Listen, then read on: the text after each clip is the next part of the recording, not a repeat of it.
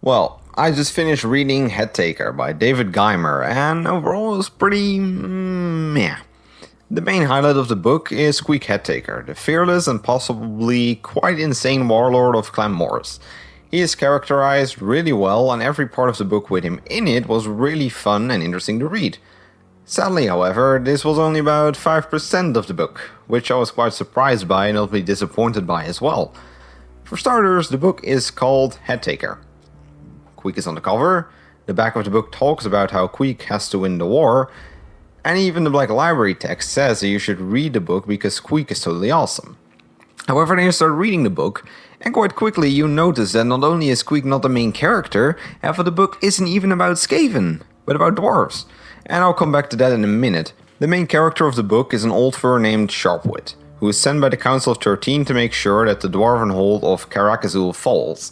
In order to accomplish this, he has to micromanage all the nearby warlords, which includes Queek.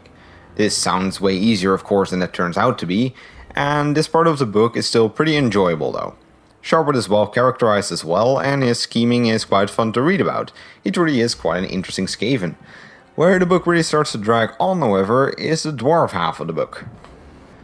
You see, the story is also told from the perspective of the dwarves, but it just isn't interesting at all. The dwarf characters are boring and generic, and there's also one Bretonnian guy, but he more just serves as a plot device. Not to mention that his arc is very hard to believe.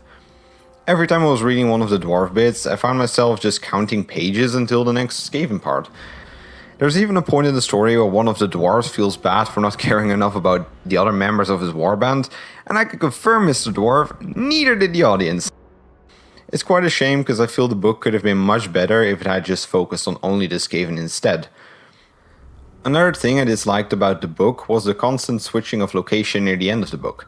One page we're in a room full of dwarves, next page we're on the battlefield, then in a Skaven camp, then back to the dwarves again, then back to Skaven again. This frantic location switching made it very confusing to keep track of what was exactly going on, and especially made it very hard to stay immersed in the book. To end the review on a good note, I gotta say the ending scene with Queek did truly give me chills down my spine and really transformed Queek from just an interesting character to a truly and unforgettable badass. It's truly a shame that the book didn't focus on him more. All in all, I give this book 3 out of 5 Black Library stars. It's closer to a 2 than to a 4, but I'm going with a 3 for now. Finally, for all you lore lovers out there, I'll quickly go over what to expect from the book in terms of lore. First of all, you'll get a great characterization of Queek, which also includes what the people in the world around him think of him. Then you'll also learn quite a lot about the Skaven politics. Not really about the Council of 13, but more about local Skaven politics. Finally, there's also some cool bits about the Slayers, but I would not recommend to read the book just for the dwarves if I were you. Sigma bless you. If you like this video, please consider subscribing and click ringing the bell to appease the great horned rat.